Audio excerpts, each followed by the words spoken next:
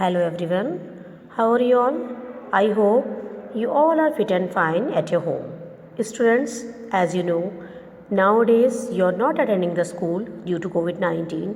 So, we, the teachers of Sanmay School Nagina, are here with our subject-wise videos. In the same way, myself Anshu Vishnoi is here with the very first video of class 4th subject Hindi first, Rachna Prasoon. Let us C chapter first. Chapter first है भाषा और व्याकरण. तो बच्चों, भाषा जिसको कि आप पहले भी पढ़ चुके हैं क्लास 3rd में 2nd में. भाषा क्या है? भाषा वह साधन है जिसके द्वारा मनुष्य बोलकर या लिखकर अपने विचार या भाव प्रकट करता है तथा दूसरे मनुष्यों के विचारों तथा भावों को सुनकर या पढ़कर समझता है ना. आइए अब देखते हैं इसको. उदाहरण के तौर पर क्या दिखाया गया है बुक में. रवि ने अपने सहपाठी से पूछा, अजय क्या तुम आज विद्यालय गए थे? अजय ने कहा, हाँ रवि, लेकिन तुम आज क्यों नहीं गए थे? रवि ने जवाब दिया, आज माँ की तबीयत ठीक नहीं थी, इसीलिए मैं विद्यालय नहीं जा सका. माँ चीनू से बात कर रही हैं. माँ, चीनू तुमने अभी तक अपना सामान नहीं समेटा? सारा सामान यहाँ वहाँ बिखरा पड़ा है. चीनू, अभी सारा सामान जगह पर रखता हूँ माँ. ऊपर लिखे वाक्यों में रवि, अजय, माँ व चीनू अपनी अपनी बात कह रहे हैं और दूसरे की बात सुनकर समझ भी रहे हैं. तो बच्चों, इसी प्रकार से आप अपने घर में बात करते हैं, स्कूल में बात करते हैं, अपनी बात दूसरों को समझाते हैं, दूसरों की बात समझते हैं सुनकर. यही भाषा है. भाषा के रूप देखेंगे अब. भाषा की उक्त परिभाषा से स्पष्ट है कि हम दो प्रकार से अपने विचार प्रकट करते हैं, बोलकर या लिखकर. साथ ही साथ दो प्रकार से दूसरों के विचार समझते भी हैं, सुनकर या पढ़कर. तो जो बात हम बोलकर समझा रहे हैं और सुनकर समझ रहे हैं वो भाषा का मौखिक रूप है, और साथ ही साथ जो बात हम लिखकर दूसरे को समझा रहे हैं और दूसरे की बात पढ़कर समझ रहे हैं वो भाषा का लिखित रूप है. तो बच्चों, ये आपको पहले से भी पता है कि भाषा के दो रूप होते हैं. कौन कौन से? मौखिक भाषा और लिखित भाषा. अब है लिपि. भाषा लिखने के लिए जिन चिन्हों का प्रयोग किया जाता है उन्हें लिपि कहते हैं. विभिन्न भाषाओं की लिपियां भी भिन्न भिन्न होती हैं. हिंदी व संस्कृत भाषा की लिपि देवनागरी है. एक बात और बच्चों, एक ही लिपि की कई भाषाएं हो सकती हैं, लेकिन एक भाषा के लिए कई लिपियां नहीं हो सकती. Next page. बच्चों, ध्यान रखिए कि हिंदी हमारी राष्ट्रभाषा और अंग्रेज़ी अंतर्राष्ट्रीय भाषा है. सभी को पता भी है ये बात.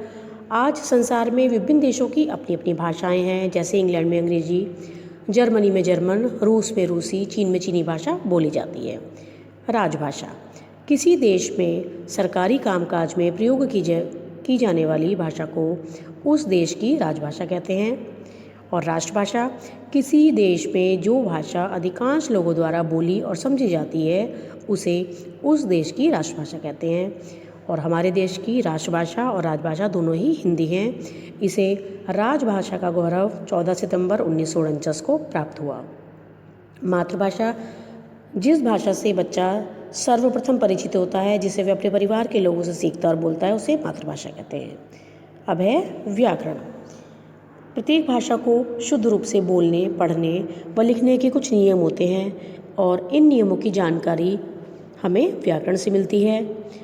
तो हम कह सकते हैं कि व्याकरण वह शास्त्र है जिसके द्वारा हम किसी भी भाषा के शुद्ध रूप का पूर्ण ज्ञान प्राप्त कर सकते हैं. या इसको सरल शब्दों में अगर हम कहें तो हम कह सकते हैं कि व्याकरण के द्वारा हम किसी भी भाषा को शुद्ध रूप से बोलना, लिखना और पढ़ना समझ सकते हैं. व्याकरण के 3 अंग होते हैं, वर्ण, शब्द और वाक्य. वर्ण, जैसे कि आपको पता है, भाषा की सबसे छोटी इकाई होती है. इसके और अधिक टुकड़े नहीं किए जा सकते, खंड नहीं कर सकते. जैसे अ, च, झ, ट, र, श आदि वर्ण हैं. और शब्द, वर्णों के मिलने से शब्द बनते हैं. अगर वर्णों को मिलाकर सार्थक रूप दिया जाए तो उसको शब्द कहा जाता है, जैसे नयन, बाजार, मंदिर आदि. अब है वाक्य.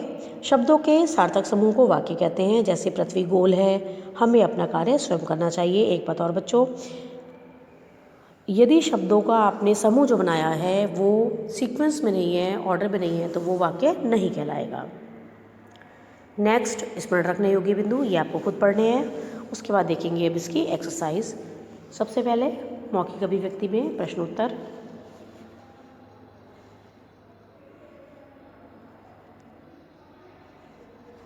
फर्स्ट क्वेश्चन, मौखिक भाषा किसे कहते हैं? मुख से बोली जाने वाली भाषा को।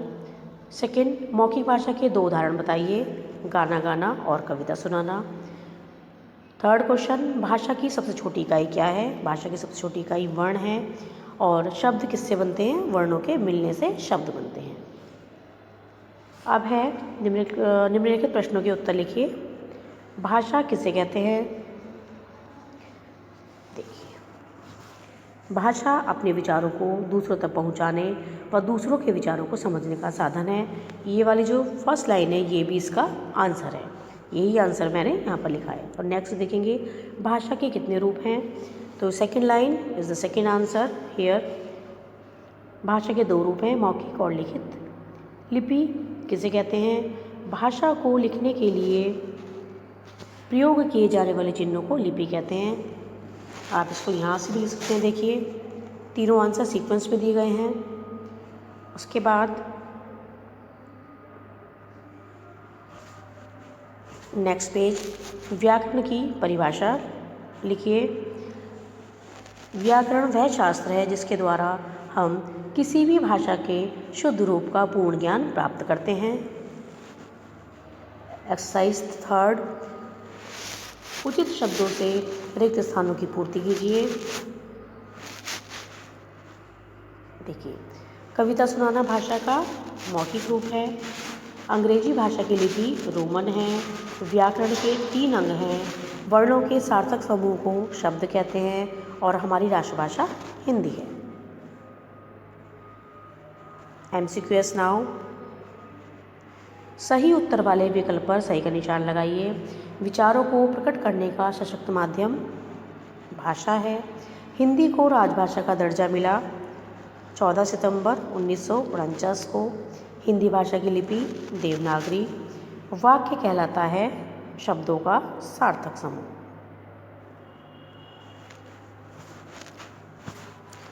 नेक्स्ट पेज पर देखेंगे रचनात्मक गतिविधियाँ। नीचे कुछ भाषाओं तथा राज्यों के नाम दिए गए हैं। जिस राज्य में जो भाषा बोली जाती है उसके सामने लिखना है। देखिए बच्चों, ये दिए गए हैं नेम और ये दिए गए हैं राज्य। आपको यहाँ से भाषाएं के सामने लिखनी है। तो आइए देखेंगे, Punjab Punjabi, Kerala Malayalam, Uttar Pradesh Hindi, Tamil Nadu Tamil, Maharashtra Marathi. Second exercise same page की देखेंगे। अब दिए गए शब्दों की वर्तनी शुद्ध करिए। देखिए, देवनागरी इस प्रकार से लिखा जाएगा सही, और परिवार इस प्रकार से। मात्रा इसमें गलत लगी हुई है, इसको आप सही करके लिखेंगे। उसके बाद है मातृभाषा, इस प्रकार से लिखेंगे, और मौखिक इस प्रकार से। और उसके बाद इसका लास्ट वर्ड है संस्कृति। संस्कृति आप इस प्रकार से लिखेंगे। ठीक है बच्चों, तो ये वर्क आपका पूरा हो गया है। आइए अब देखते हैं इसका होमवर्क। होमवर्क में आपको चैप्टर फर्स्ट याद करना है और उसके बाद लिखना है। पहले आप क्वेश्चन बुक में से देखकर उतारेंगे, उसके बाद याद करेंगे और फिर आंसर बिना देखे लिखेंगे, जिससे आपका यूनिट टेस्ट के लिए चैप्टर रेडी हो जाए। तो मिलते हैं बच्चों नेक्स्ट वीडियो में। Till then take care, thank you.